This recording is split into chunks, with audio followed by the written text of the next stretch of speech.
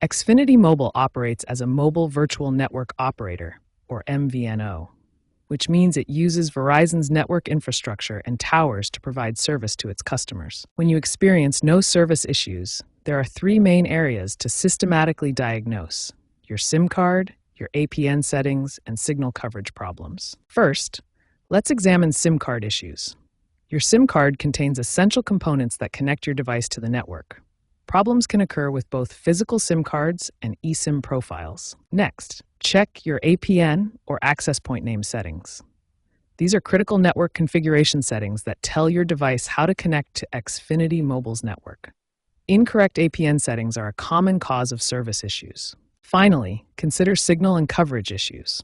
Since Xfinity Mobile uses Verizon's network, coverage problems can occur in rural areas, during peak usage times in cities, or due to building materials affecting indoor reception. By systematically checking these three areas, SIM card status, APN configuration, and signal strength, you can effectively diagnose the root cause of your no-service issue and determine the appropriate solution.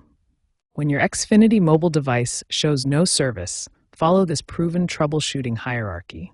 Each step has specific success rates based on real customer data. Step 1. Restart your device. This simple action resolves 35% of no-service issues by refreshing network connections and clearing temporary glitches. Step 2. Reseat your SIM card if your device uses a physical SIM. Remove the SIM card, clean it gently, and reinsert it properly. This resolves an additional 25% of cases. Step 3. Reset your APN settings to the correct Xfinity Mobile configuration. Navigate to Mobile Network Settings and ensure the APN is set to VZ WinterNet. This resolves an additional 20% of issues. Step 4. Reset your network settings entirely. This clears all saved Wi-Fi passwords and Bluetooth connections, but resolves an additional 15% of service issues by refreshing all network configurations.